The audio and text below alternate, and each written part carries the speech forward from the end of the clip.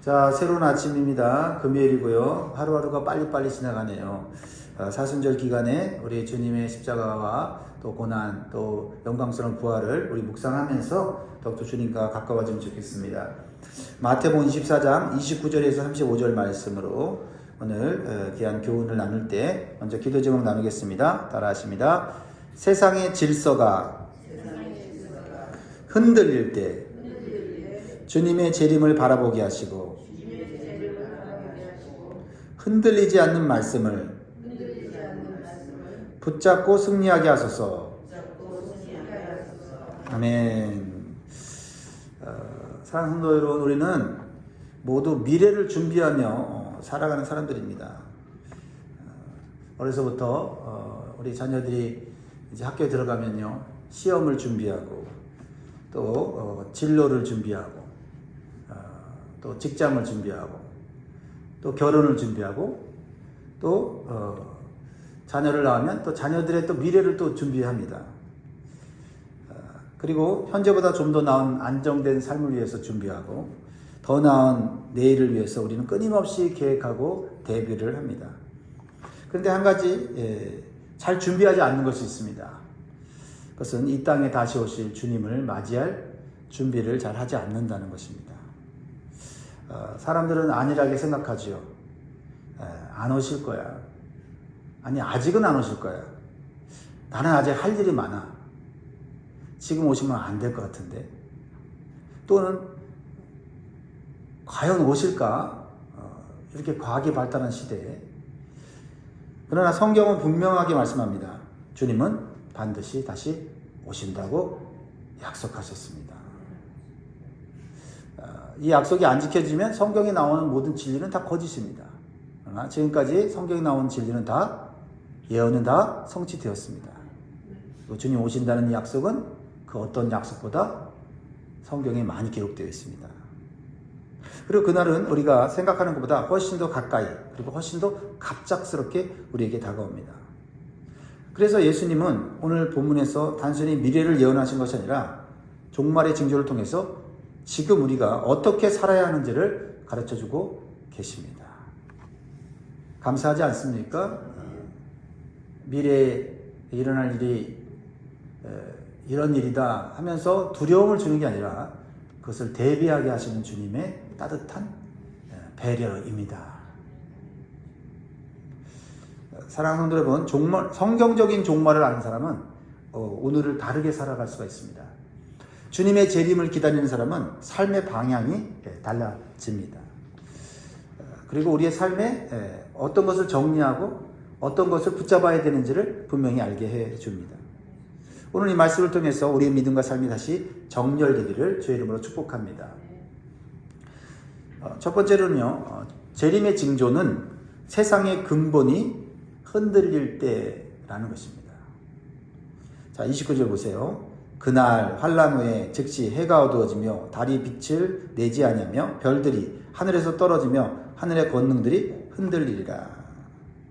주님이 이 땅에 재림하시는 날 확실한 징조가 있다는 거죠.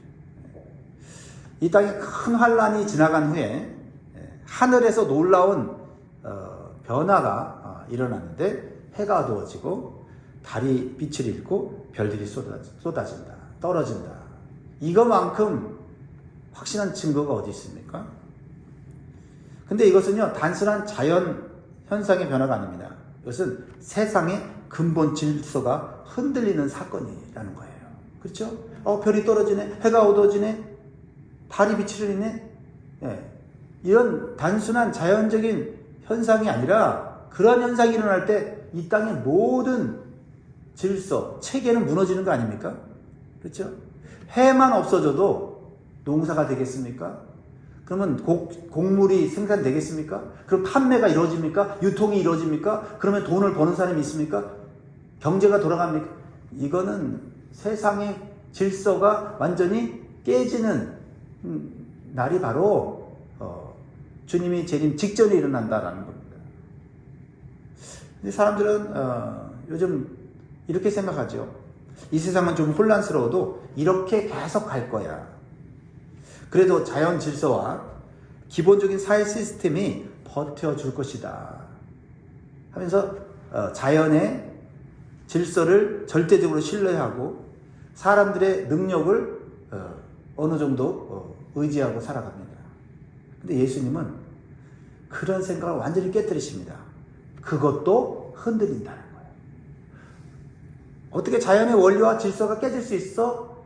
그것만큼 확실하지 하고 사람들이 그것을 믿고 살아가지만 그것조차도 하나님께서 통치하시고 다스리기 때문에 견고해 보이는 것이지 하나님이 깨뜨리시면 흔들린다는 거죠.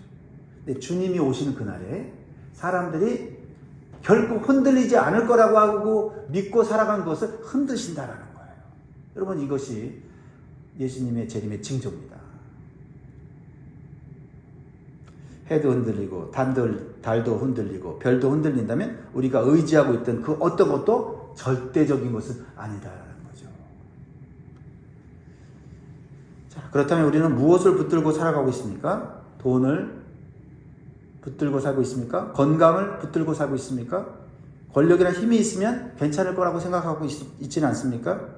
그런데 그 모든 것들이 어느 날 한순간에 흔들리는 날이 온다. 흔들리는 날. 그러니까 이 종말의 징조는 단순히 세상이 끝난다라는 신호가 아닙니다.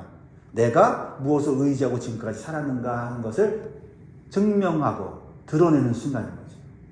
내 믿음이 진짜인가 가짜인가가 드러나는 때가 어때요? 하늘의 징조가 흔들릴 때다. 그때 내가 잘못 믿고 살았네. 내가 정말 잘 믿었구나. 깨닫는 순간이죠. 건물이 아무리 화려하고 높이 세워졌어도 기초가 무너지면 한순간에 무너지죠. 우리 인생 기초가 세상에 있다면 세상이 흔들릴 때 함께 무너질 수밖에 없다라는 거예요. 그러나 하나님에 의해 세워진 인생은 세상이 흔들려도 무너지지 않는다는 거죠. 그러므로는 이 질문 앞에 서야 합니다. 나는 지금 무엇을 가장 의지하며 살아가고 있는가? 그것이 흔들릴 때에도 나는 여전히 서 있을 수 있는가? 이 질문을 하면서 오늘 살아가야 됩니다. 사랑하는 여러분, 흔들리는 세상이 아무리 견고해 보여도 믿을만 해도 여러분의 인생을 맡기지 마시기 바랍니다. 흔들리지 않는 하나님께 인생을 맡기시고 오늘도 하나님 앞에서 하나님의 인도하심을 받기를 주의 이름으로 축복합니다. 두 번째로는요, 예수님의 재림은요 심판이 아니라 성도에게는 구원의 완성입니다. 예수님의 재림은 우리 구원의 완성이에요. 자, 이렇게 세상의 근본적인 질서와 체계가 흔들리는 그 순간 예수님은 가장 중요한 장면을 우리에게 미리 보여주십니다. 자, 30절 같이 읽습니다. 시작. 그때의 인자의 징조가 하늘에서 보이겠고 그때의 땅의 모든 족속들이 통곡하며 그들이 인자가 구름을 타고 능력과 큰 영광으로 오는 것을 보리라. 이렇게까지 자세하게 주님이 말씀하셨다. 예수님이 어떻게 오시는지. 그러니까 예수님이 오시면 놓칠 수가 없어요. 다 아는 거예요. 특히 예수님을 거부하고 핍박하고 예수 믿는 사람들을 조롱하고 너희들이 믿는 것 헛된 것이다 라고 하면서 무시했던 자들이 확실하게 보게 된다는 거죠. 예수님이 이 세상에 오실 때, 처음 오실 때는 아무도 모르게 조용히 오셨고 낮고 낮은 겸손한 모습으로 오셨습니다. 말구에 오셨고 사람들에게 거절당하고 버림당하셨습니다. 그리고 우리 죄를 위해 십자가에 죽으셨어요. 그런데 다시 오실 때는 다르다는 거예요. 다르다는 거예요. 왕으로 오십니다. 영광으로 오십니다. 이 땅의 모든 사람들이 보게 될 것이다. 그때 큰 영광 중에 오시는 예수님을 본 사람들의 반응은 두 가지가 남죠. 오늘 말씀을 보면 땅의 모든 족속들이 통곡한다. 왜 통곡할까요? 그동안 예수님을 무시했기 때문이에요. 복음을 믿지 않았기 때문입니다. 천국에 들어갈 준비가 되어 있지 않기 때문인 거죠. 내 인생 잘못 살았다. 그러나 재림하실 예수님을 바라보면서 믿음으로 인내하며 준비한 성도들에게 주님의 재림은 완전히 다르게 다가온다. 그런 분들이 되시길 주로 축복합니다. 31절 같이 있습니다. 그가 큰 나팔 소리와 함께 천사들을 보내리니 그들이 그의 택하신 자들을 하늘 이 끝에서 저 끝까지 사방에서 오리라. 여러분 이 장면을 바라보면서 현재의 고난과 고통을 이겨내십시오. 그동안 세상 속에서 외롭게 믿음을 지켜왔던 성도들, 눈물로 기도하면서 버텨왔던 성도들, 사명을 포기하고 싶었지만 끝까지 붙들고 살아온 성도들을 그날의 주님이 모으십니다. 천사들을 보내서 주님 앞에 다 모으세요. 한 사람도 빠지지 않아요. 한 사람도 잊혀지지 않습니다. 그날에는 이것이 무엇입니까? 구원의 완성이다. 구원의 완성이다. 놀라운 비밀이에요. 이거 붙잡고 살아야 돼요. 이거 붙잡고 살아야 됩니다. 이 말씀이 지금 어떤 우리의 경제활동이나 우리의 살아가는 일상생활 속에서 그게 중요하게 느껴지지 않을 수 있어요. 근데 비밀이 붙잡고 살아야 돼요. 이게 마지막 때에 엄청난 힘을 발휘하게 될 거예요. 그래서 예수님의 재림은 성도에게 두려움의 날이 아니라 가장 영광스러운 회복의 날이 된다. 그러니까 여러분 죽을 때까지는 사명 놓으면 안 돼요. 죽을 때까지는요 긴장을 놓치면 안 돼요. 죽을 때까지는요 우리가 예배의 자리, 기도의 자리에 있어야 돼요. 우리 서로 격려해야 돼요. 대단한 일을 하지 않아도 돼요. 그렇죠? 대단한 일을 하나님 하게 하시면 할 수 있어요. 그러나 대단한 일을 하다가 떨어지는 사람 너무 많아요. 교만해서요. 그렇죠? 긴장을 풀어갖고 그렇죠? 믿는 사람들이 얼마나 세속화됩니까?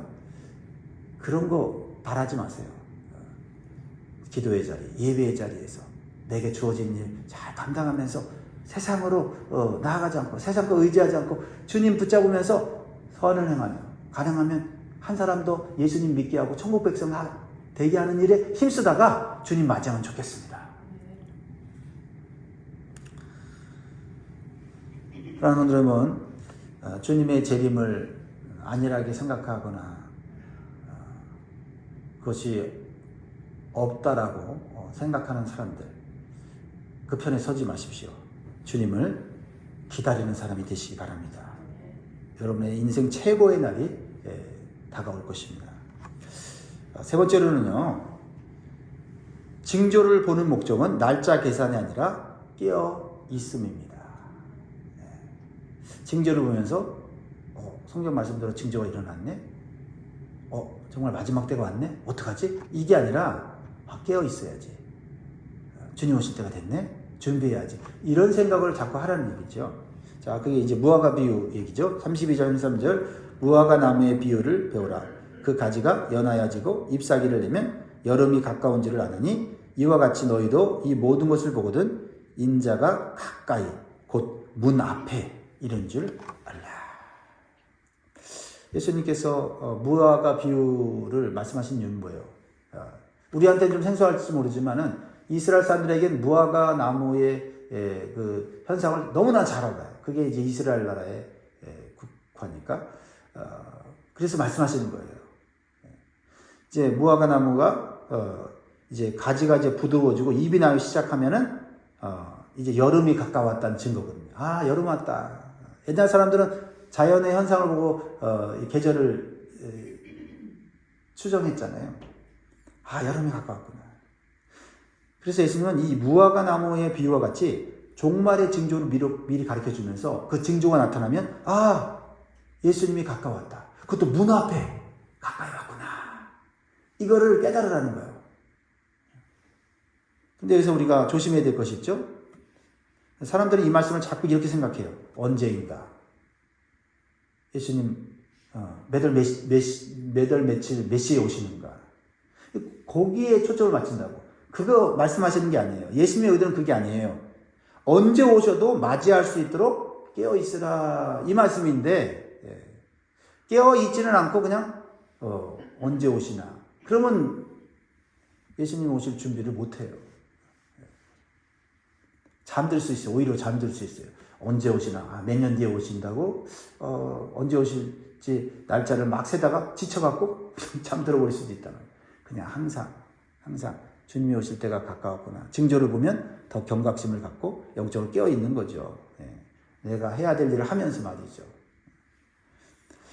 사랑하는 성도 여러분, 문제는 세상이 아닙니다. 문제는 우리의 상태예요. 나는 지금 영적으로 깨어있는가? 아니면 세상의 안락함 속에 잠들어 있는가? 이전보다 기도가 점점 줄어들고 말씀보다 세상 뉴스에 더 관심이 많고 신앙의 열정이 식고 예배가 형식화되어 버렸다면 우리는 이미 잠든 상태입니다.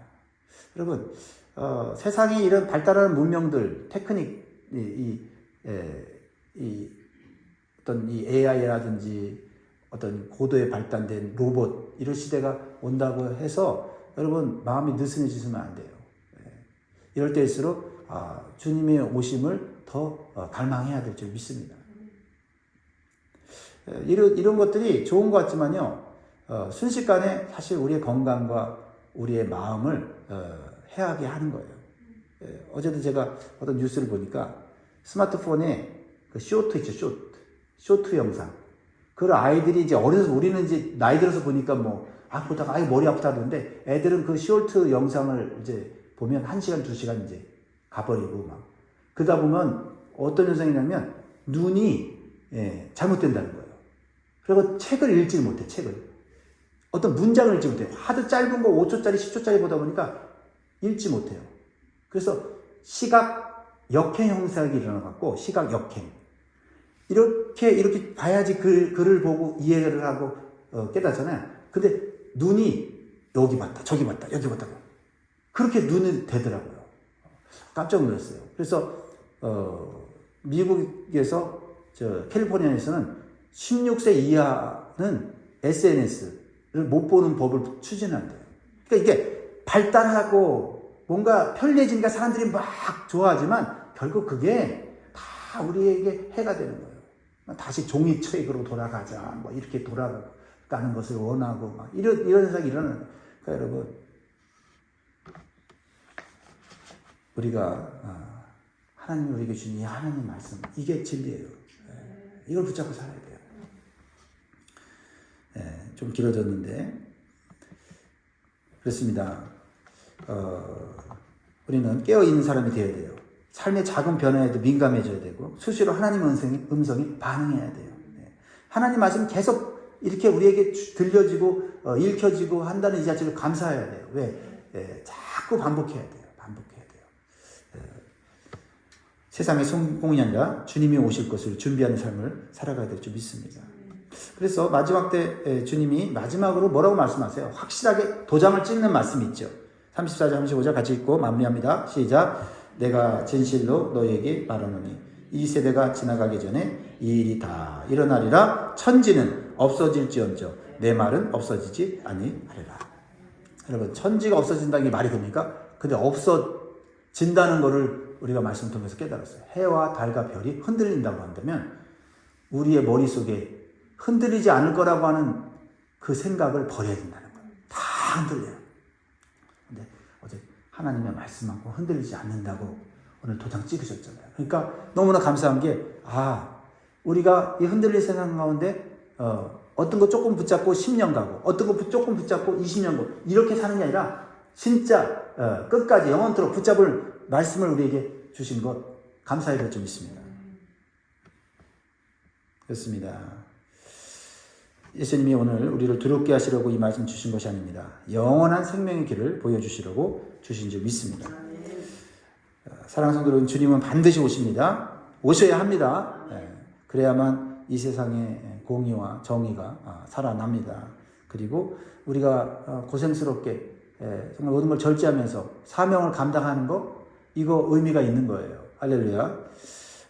그날이 올 때 두려움이 아니라 기쁨으로, 두려워 숨는 것이 아니라 당당하게 주님을 영광스럽게 맞이할 수 있기를 주의 이름으로 축원드립니다. 기도하겠습니다.